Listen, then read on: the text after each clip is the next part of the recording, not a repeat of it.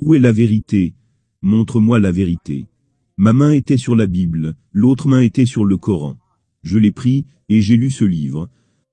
Quand j'ai lu ce livre, il m'a paru vivant. Parce que c'était le contraire des choses que nous lisons dans le Coran.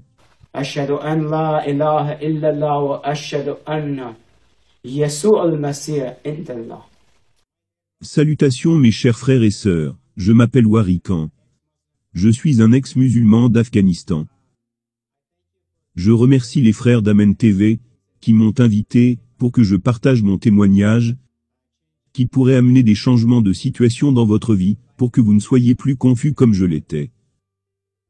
En tant qu'enfant, j'ai grandi dans une famille musulmane et d'imams.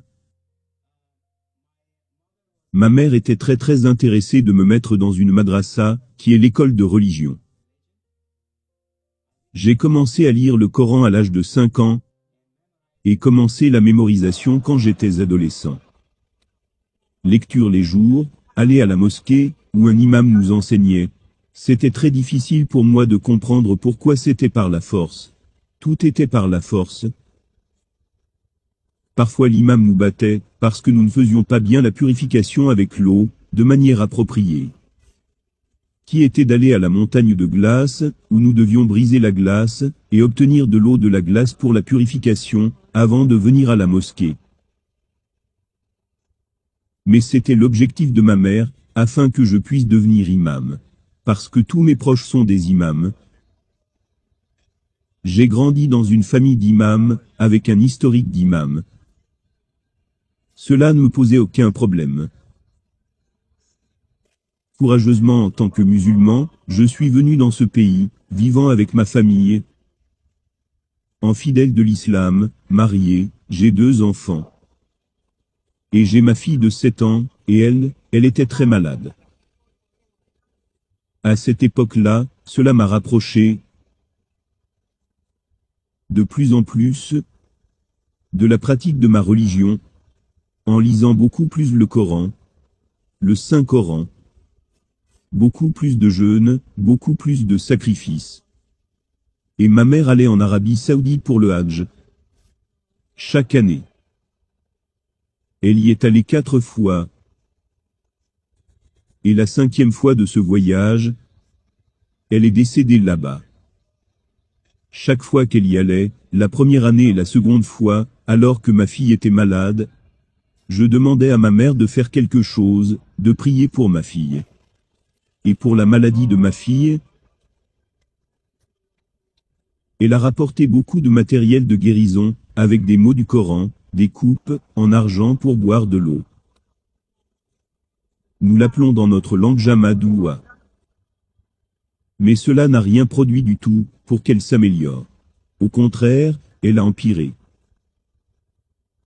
Je devais l'amener presque 2 fois par semaine chez le médecin, et nous avions un gros réservoir avec un tuyau, et lui mettions de l'oxygène dans le nez. Ce fut un temps très difficile pour elle d'aller à l'école. Pour l'école, nous avions un petit médicament pour elle, qui était donné au professeur pour s'assurer qu'elle allait bien. Donc c'était une question pour moi. Pourquoi mes louanges ne marchent pas? Ai-je fait quelque chose de mal dans la religion? Je ne prie pas assez? Je ne fais pas assez de sacrifices? Je ne lis pas assez le Coran? Je n'ai pas mémorisé assez sa parole? Qu'est-ce qu'il reste à faire? Où dois-je aller? Donc une fois, ma mère y allait l'année suivante. Et j'ai dit à ma mère, s'il te plaît, voudrais-tu cette fois, vraiment trouver le temps, pour prier pour ma fille, qu'elle puisse bien se porter et aller là-bas aussi. Et ma mère a dit d'accord, quand le temps va arriver de partir, je te le ferai savoir. Donc voici la situation. Jour après jour je priais au nom d'Allah, le Dieu de l'islam. Allah Dieu de l'islam, je prie pour que ma fille puisse être guérie. Je n'ai reçu aucune réponse à ma prière. Ma mère va aller en Arabie Saoudite. Je ne peux pas, à cause de mes enfants, et je ne peux pas prendre ma fille, parce que j'ai une vie ici. Ma mère y va. Je lui dis d'aller, et faire des sacrifices. Et elle va faire des sacrifices à la Mecque. Et donc je fais un rêve, alors que ma mère est en Arabie Saoudite. Je suis là avec elle, à l'intérieur de la Kaaba. Et je rêve que tout le monde porte des vêtements noirs. Pourquoi? Ce n'est pas censé être blanc. Mais je regarde à l'intérieur de la Kaaba.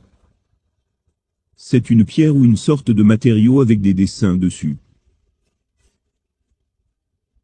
Je regarde vers le bas, quelque chose en train de remuer. Je me demande ce que c'est. Je suis désolé, mais c'est mon rêve. J'y ai vu un dragon. Je prends peur, et je cours pour trouver ma mère. Et une tempête très énorme arrive, et tout le monde se précipite dans leur bus pour s'enfuir. Donc dans le rêve, j'ai trouvé ma sœur et ma mère, et je leur dis, sauvez-vous pour votre vie, parce que tout le monde va périr. Un feu arrive de partout. Nous sommes allés au-dessus d'une colline. Et cette colline était dans une salle. À l'intérieur, il y avait de la lumière. Et les rayons de cette lumière arrivant par la porte à l'intérieur, il y avait un mur à l'arrière, et la croix de Jésus-Christ était là. La lumière brillait. Et étant à l'intérieur dans cette pièce, ma sœur et ma mère étant dehors, je leur tendais la main pour les faire venir dedans. Je leur disais, venez, et soyez sauvés. C'est la tempête partout.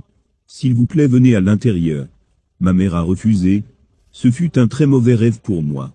2 jours plus tard, à 2 heures du matin, on a frappé à ma porte. À 2 heures du matin, mon petit frère est venu. Et il a dit en arabe. Et j'ai dit, que se passe-t-il? C'est le mot que tu récites, quand quelqu'un meurt. Ma mère est morte à la Mecque, comme je l'avais vue en rêve. Elle est morte. Je suis désolé, j'espère que je la verrai peut-être, au paradis. Mon cœur était brisé, parce qu'elle a refusé. Je suis passé par beaucoup d'émotions après cela. De la façon dont j'ai perdu ma mère. Pourquoi mes louanges ne sont pas répondues? Qu'ai-je fait? Et c'est à ce moment que le pasteur de l'église persane entra dans ma vie. Il me tend la Bible. J'en avais dans mon étagère.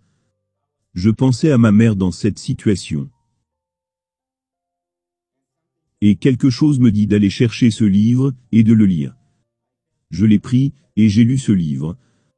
Quand j'ai lu ce livre, il m'a paru vivant. Parce que c'était le contraire des choses que nous lisons dans le Coran, et dans la madrasa pour les enfants. Totalement différent. Ce n'est pas, comme par la force. Personne ne me force. Je le prends sur ma poitrine. Je m'y suis accroché. Je l'ai déposé, et j'ai aussi déposé le Coran, tous les deux ensemble. Je tombe sur mon visage et je demande, ô Dieu, je ne sais plus, ce qui arrive à ma vie. Où est la vérité? Montre-moi la vérité. Ma main était sur la Bible, l'autre main était sur le Coran. Cette main est devenue chaude, et j'ai senti la même chose, quand j'ai mis l'autre main au-dessus de ma main. Alors je l'ai pris avec respect, et je l'ai lu jusqu'à 2 heures. Voilà donc ce qui s'est passé, c'est comme cela que je suis devenu, jour après jour, joyeux et encore plus joyeux.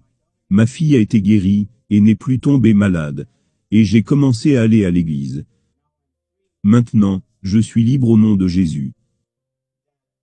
Et je remercie Dieu d'être dans une nouvelle vie, et ma fille n'est plus jamais tombée malade, guérie. Et je sers le Christ Jésus. C'est mon témoignage, et je prie que tous ceux qui vont entendre mon témoignage viennent à la rencontre de cette parole du Christ, qui change la vie. Frères et sœurs, merci pour avoir pris le temps d'écouter. أشهد أن لا إله إلا الله وأشهد أن يسوع المسيح عند الله.